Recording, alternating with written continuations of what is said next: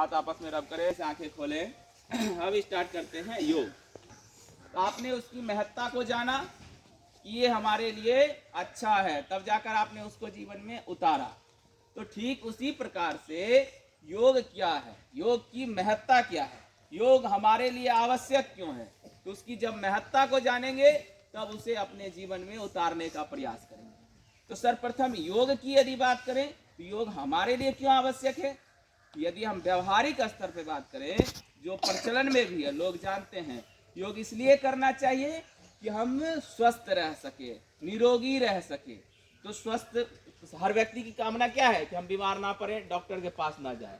तो यदि आप नियमित रूप से योग का पालन करेंगे, सही प्रकार से सही समय पर भोजन करेंगे, सही तरीके से दिनचर्या का पालन करेंगे, तो आप कैसे रहेंगे, रोग मुक्त रहेंगे।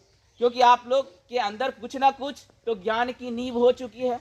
आप इनके पास आ रहे हैं, ज्ञान अर्जन कर रहे हैं, तो आपके व्यवहार में भी शिक्षण का मतलब जो आप कर रहे हो, मतलब जो आपको सरकरार है टीचिंग का कार्य, शिक्षण का मतलब ही होता है जब तक कि उसके व्यवहार में परिवर्तन ना हो जाए। यानी कि आपको सर सिखा रहे हैं और सिखाने के बाद लिख रहे हैं, उसके सीखने के बाद आपके व्यवहार में, आपके आचरण में परिवर्तन होना चाहिए। ठीक है, तो योग क्यों आवश्यक है, तो पहला, रोग से मुक्ति मिले। लेकिन अभी आप लोग छोटे बच्चे हैं तो ये छोटे स्तर की महत्ता है, लेकिन बड़े स्तर की महत्ता वो भी जानना आवश्यक है।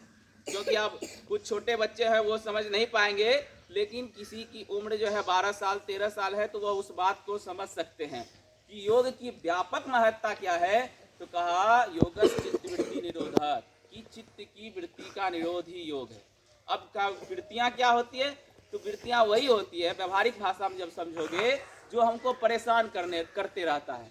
कभी इस काम में उलझा देता है, कभी गाली बकने पर मजबूर कर देता है, लड़ाई करने पर मजबूर कर देता है, क्रोध आ जाता है, गुस्सा आ जाता है, दूसरे से लड़ जाते हैं। क्यों होता है, तो हमारा जो मन है हमारे बस में नहीं है, इसलिए हम इस तरह के कार्य को करते हैं।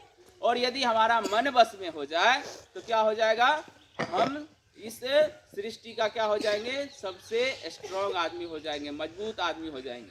तो योग दूसरा काम क्या करता है, मन पर नियंत्रण करता है, मतलब कि उससे हमारा मन बस में होता है। इसलिए हमें योग करना चाहिए। क्यों, एक तो रोग से निवृत्ति होगी, दूसरा हमारा जो मन अपने बस में नहीं है वो मन बस में हो जाएगा, और जब मन बस में हो जाएगा तो फिर बुद्धि का भी विकास होगा, हमारे जीवन में परिवर्तन आएंगे, हम और भी उपलब्धि को गेन कर पाएंगे।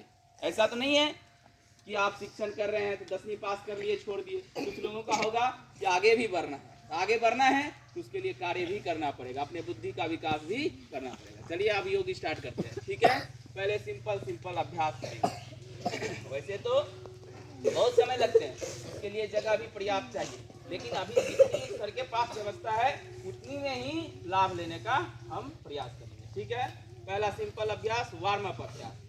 सभी लोग आ जाओ, करो।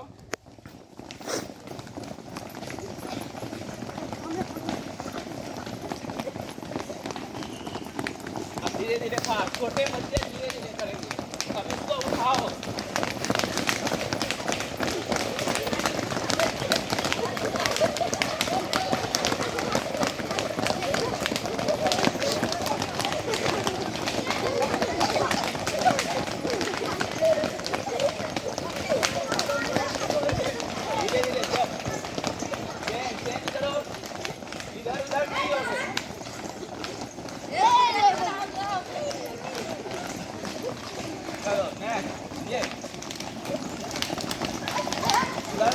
धीरे धीरे